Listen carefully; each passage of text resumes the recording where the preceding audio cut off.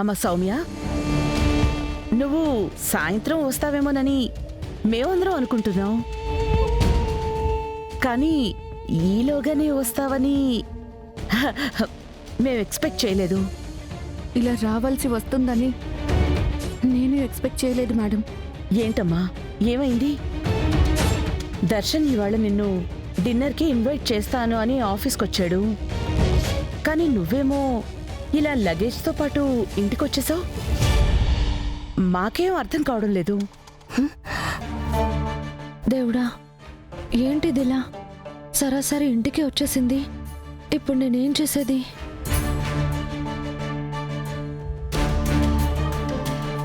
Sorry madam, యాక్చువల్గా ఇవాళ నేను ఆఫీస్కి వెళ్ళే పరిస్థితుల్లో లేను.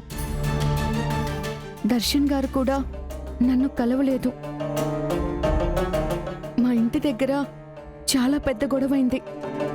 ఓనర్ ఉన్న పలంగా ఇల్లు ఖాళీ చేసి వెళ్ళిపోమ్మన్నాడు. సామాన్లన్నీ బయటకు విసిరేశాడు. దిక్కుతోచని పరిస్థితుల్లో నేనిలా రావాల్సొచ్చింది. ఓనర్ నిన్నెందుకమ్మా ఇల్లు ఖాళీ చేయించాడు? అద్దె సరిగ్గా ఇవ్వలేదా? కారణం అద్దె కాదండి.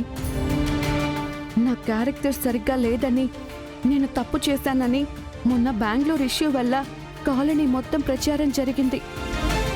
దాంతో ఓనర్ నన్ను వాళ్ళ ఇంట్లో ఉండకూడదని ఇలా చేశాడు.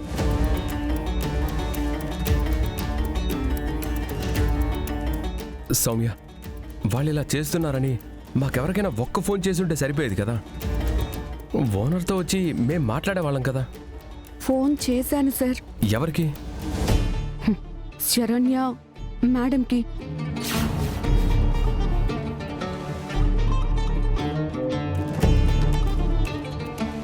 నేను ఫోన్ చేసిన వెంటనే పెద్ద మనసుతో స్పందించి నా దగ్గరకు వచ్చారు సార్. మా ఓనర్తో కూడా ఇలా చేయడం కరెక్ట్ కాదని నా సొంత అక్కలాగా నా కోసం మాట్లాడారు సార్. అయినా కానీ ఆ పాస్ అయిన మనిషి ఆయన గుండె కరగలేదు సార్.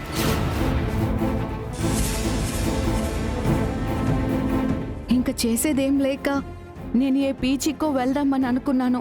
కానీ శరణ్య మేడమే ఎక్కడికి వెళ్ళొద్దు, టీవీ న్యూస్ అంతటా బాగా స్ప్రెడ్ అయింది కదా, సో అన్ని చోట్ల ఇలాంటి పరిస్థితులు ఎదురవుతాయని నన్ను ఆపారు. జనాలు ఈ విషయాన్ని మర్చిపోయే వరకు నువ్వు మా ఇంట్లోనే ఉండి తలదాచుకోమని ఇక్కడికి రమ్మన్నారు. మేడం ఇచ్చిన ఈ హోప్ మూలంగానే నేను తిరిగి ప్రాణం పోసుకున్నానేమో అనిపించింది సార్. సమయానికి శరణ్య మేడం కానీ ఇలా స్పందించకపోయి ఉంటే దిక్కుతోచని స్థితిలో నేను ఈ ప్రాణాన్నే వదిలేసేదాన్ని కావచ్చు.